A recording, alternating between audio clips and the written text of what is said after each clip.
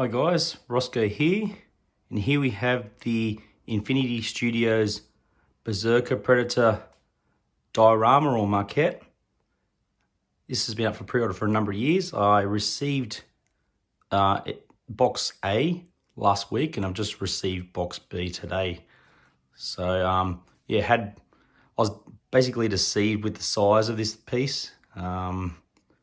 I thought, there's a small box. Wow, is that it? I sort of got a bit confused as to how big it was. So box A arrived, opened up, and just had the Predator body, the heads, and all the skulls and accessories in that box, but the base was completely absent. So checked the tracking and realized there was 2 boxes.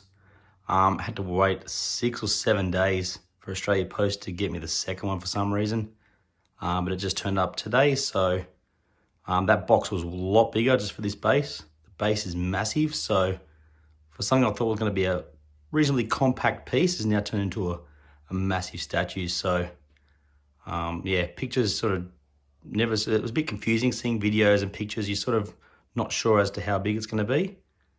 And I thought this was going to be just a reasonably small piece, like the City Hunter, but no, it's a lot bigger.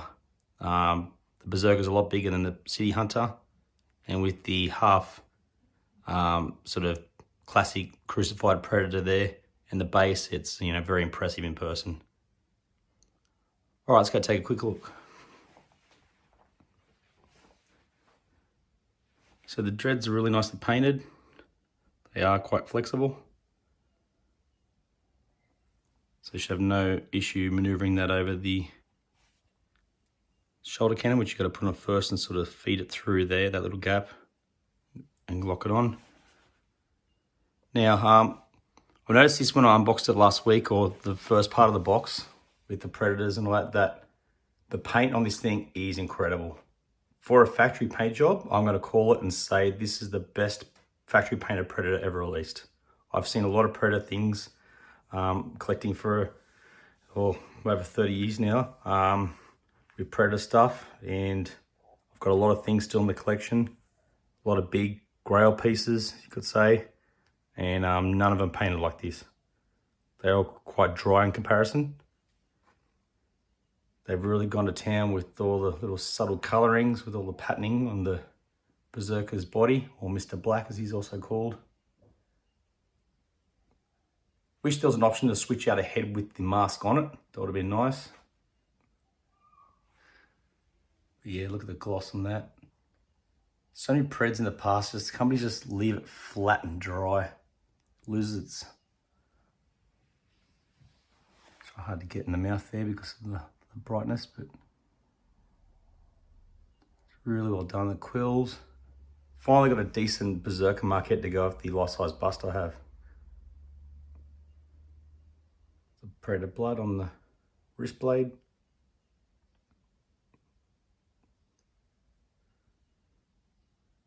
Here we have the crucified Predator, he's losing his head.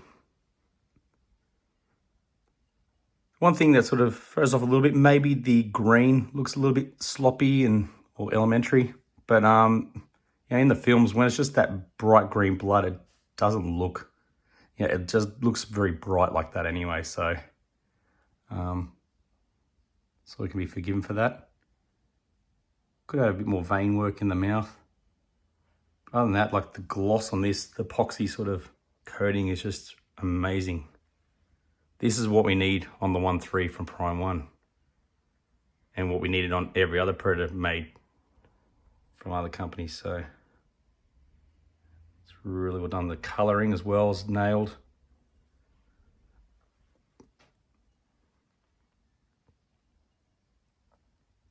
Predator's nameplate on the base.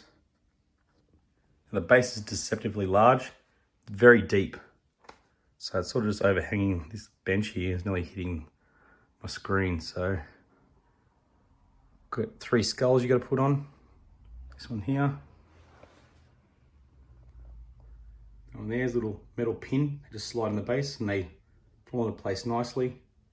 Everything on this piece locked together perfectly. It's amazing. There's no worrying about how it's going to fit in or it's not fully in. It's a bit loose or wobbles a bit. Everything was just snug, clicked in. Magnets in the keys and the arms. So you got these arms separate, the arms separate, the head's separate. The plasma caster or the cannon. You got the whole body, base, the 3 skulls, the Berserker biomask. That's separate as well.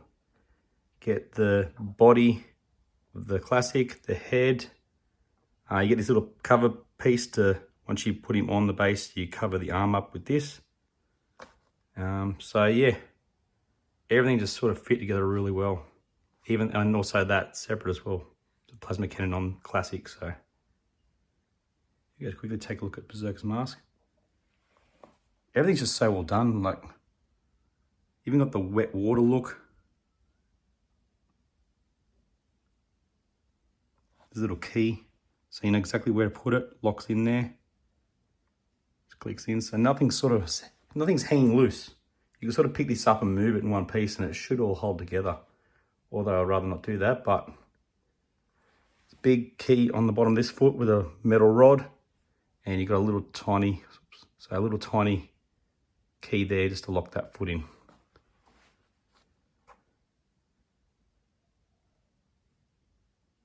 I love how they've got the netting the right size, nice sort of thin wires, not thick cotton like other companies use. It just looks like fishnet stockings. It just sort of looks really thick and out of scale. This is scaled perfectly. It's really nice thin wire.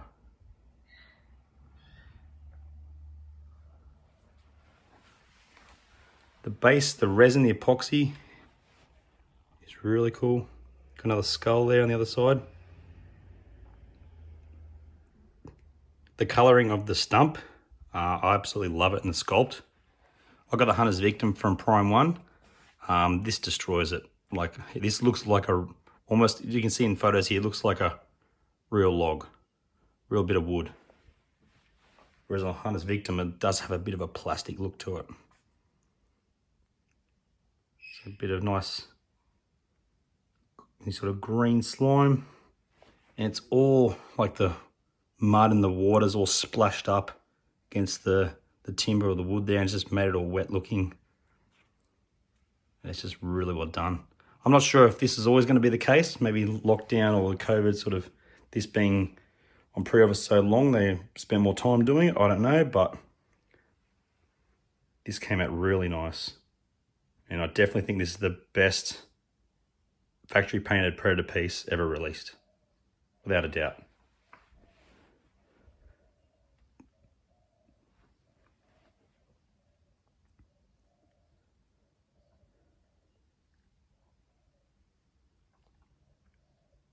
The quills.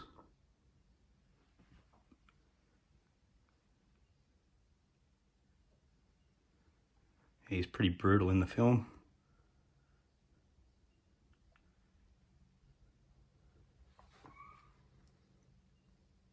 So yeah, prepare yourselves for 2 boxes. So they're not overly huge boxes. I'll get to them shortly.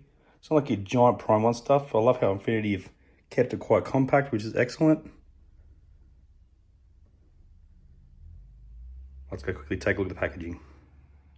All right, so here's the box that came with the base. Once you open it, you get this nice certificate. Mine's number 58 of 500. You get one then with the City Hunter as well. Now in this one, it had more of a soft, sort of squishy type foam with the collector-friendly Velcro straps, which is really nice.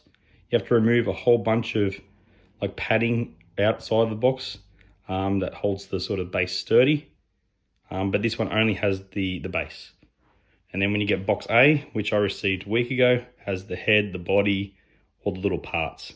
But that's in more of a regular polystyrene package with the Velcro straps. So you don't have to worry about having a knife or a box cutter to undo the tape like other stuff. It's really easy just to undo the straps and tighten them back up. So I wish more companies did that, but that's the box. Not really much to look at. Just more of the Infinity's logos and just some subtle pictures of the product itself. All right, I'll get back to it. So just looking at the 2 boxes, it's roughly around about 23, 24 kilos all up. Really happy with it. Yeah, if you're going to get this Prepare to Make space, it's quite deep. Quite a good size sort of unit here, and it's almost touching the wall, so yeah, it's a very well done piece. And finally got something decent from Predators in the collection. So hope you've enjoyed, guys. Thanks for watching. Bye for now.